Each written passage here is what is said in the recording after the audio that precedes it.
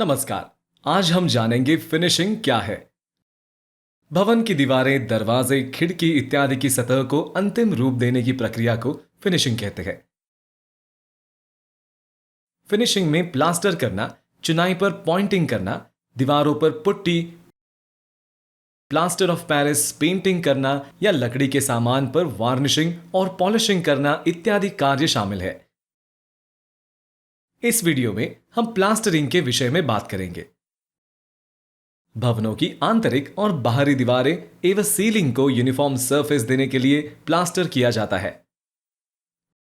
Objective of plaster: plastering से दीवारों तथा सीलिंग की असमतल एवं खुरदरी सतह को समतल एवं चिकना बनाया जाता है।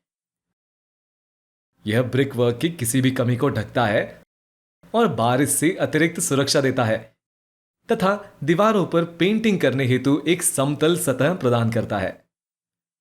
टाइप्स ऑफ प्लास्टर: प्लास्टर कई प्रकार के होते हैं, जैसे कि cement plaster, gypsum plaster, grit wash plaster इत्यादि। साधारणतः ब्रिक वर्क के इवन सरफेस पर 12 मिलीमीटर और रफ सरफेस पर 15 मिलीमीटर का प्लास्टर किया जाता है।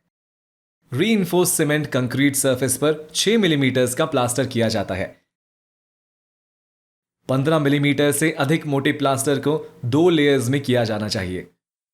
स्कैफोल्डिंग: स्कैफोल्डिंग दो तरह की होती है, 2 वर्टिकल सपोर्ट वाली डबल स्कैफोल्डिंग और सिंगल वर्टिकल सपोर्ट वाली सिंगल स्कैफोल्डिंग। प्लास्टर करने के लिए सिंगल स्कैफोल्डिंग लगाई जाती है। सभी सपोर्ट सीधे एवं मजबूत और हॉरिजॉन्टल पीसेस के साथ बंधे होने चाहिए, जिनके ऊपर स्कैफोल्डिंग प्लैंक्स रखे जाएंगे। सरफेस का तैयार करना: सभी जॉइंट्स को अच्छी तरह से साफ किया जाना चाहिए। स्टील वायर ब्रश की मदद से डस्ट और लूज मोटार को हटाया जाना चाहिए। ब्रशिंग एंड स्क्रैपिंग द्वारा एफ्लोरेसेंस को हटाना चाहिए। प्लास्टर करने से पहले सरफेस को गीला करना चाहिए। सीमेंट, सैंड, मोटार: प्लास्टर करने हेतु निर्दिष्ट अनुपात में सीमेंट तथा फाइन या कोर्स सैंड से मोटार तैयार किया जाता है। साधारणतः सीमेंट मोर्टार 1:4 या 1:6 में बनाया जाता है, जिसमें 1 सीमेंट की मात्रा को और 4 या 6 सैंड की मात्रा को दर्शाती है। प्लास्टर हेतु मोर्टार तैयार करने में प्रयुक्त सैंड की ग्रेडिंग IS कोड 1542/1992 के क्लॉज 5.1 के अनुसार होनी चाहिए, जो कि स्क्रीन पर दर्शाई गई है। यह टेबल CPWD स्पेसिफिकेशंस की क्लॉज 3.1.3.4 में भी दर्शाई गई है। एप्लीकेशन ऑफ प्लास्टर: प्लास्टर करने से पहले सतह पर 2-2 मीटर के हॉरिजॉन्टल और वर्टिकल अंतराल पर 15 बाय 15 सेंटीमीटर साइज के प्लास्टर मार्क या बुंदे बना लेने चाहिए। प्लास्टर करने के लिए सीमेंट सैंड मोर्टार को ट्रैवल की मदद से सरफेस पर लगाया जाता है और फिर उसे वुडन फ्लोट और स्ट्रेट एज की सहायता से ट्रू फिनिश सरफेस में लाया जाता है। प्लास्टर को ऊपर से शुरू करते हुए नीचे फर्श तक लाना चाहिए।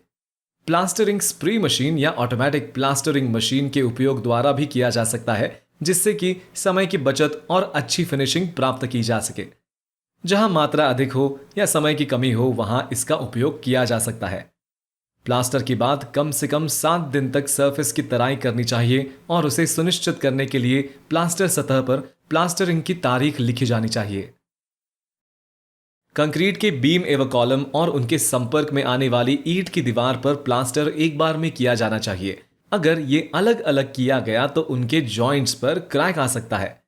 बीम अथवा कॉलम्स और वॉल्स के जंक्शन के बीच दिखाई देने वाले सरफेस क्रैक्स को रोकने के लिए जंक्शन पर प्लास्टर करने से पहले 150 मिलीमीटर चौड़ी chicken wire mesh U nail की सहायता से लगाना चाहिए। U nail 150 millimetre centre to centre की दूरी पर लगाना चाहिए, अन्यथा इसकी जगह जंक्शंस पर ग्रूव भी बनाया जा सकता है। यदि सरफेस पर क्रैक आ गया है तो इसे रेक्टेंगुलर शेप में काटकर फिर से प्लास्टर करना चाहिए। ड्राई मोर्टार में पानी मिलाकर आधे घंटे के भीतर प्लास्टर और फिनिशिंग का काम पूरा कर लेना चाहिए, वरना मोर्टार सेट होकर कठोर हो जाता है और पूरी स्ट्रेंथ नहीं मिलती है। वाटर रिटेनिंग फेज जैसे कि ड्रेन्स, टैंक्स इत्यादि पर प्लास्टर के ऊपर नीट सीमेंट का एक फ्लोटिंग कोट किया जाना चाहिए। फ्लोटिंग कोट के लिए प्रयुक्त सीमेंट की मात्रा 1 kg पर स्क्वायर मीटर से कम नहीं होनी चाहिए। Gypsum light weight plaster. भवनों की आंतरिक सतहों पर सीमेंट सैंड मोर्टार के प्लास्टर की जगह लाइट वेट जिप्सम प्लास्टर भी किया जाता है। Gypsum plaster retarded hemihydrate gypsum और लाइट वेट एग्रीगेट का मिश्रण होता है, जिसकी भौतिक और रासायनिक आवश्यकताएं IS कोड 2547 पार्ट 2 के अनुरूप होनी चाहिए। Application of gypsum plaster. Readymade gypsum plaster को एक पानी और 2 जिप्सम प्लास्टर के अनुपात में या निर्माता के निर्देशानुसार पानी मिलाकर सीधे ईंट, AAC ब्लॉक अथवा RCC की सतह पर लगाया जाता है। एडवांटेज, इससे सतह में श्रिंकेज क्रैक्स नहीं आते।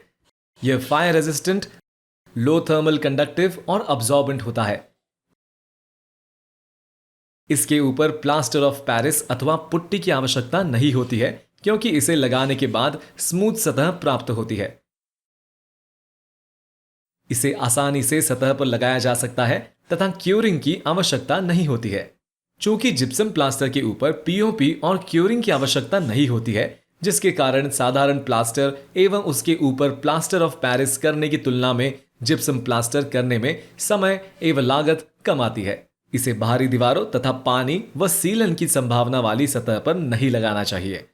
अधिक जानकारी के लिए CPWD स्पेसिफिकेशंस वॉल्यूम 2 का अवलोकन करें।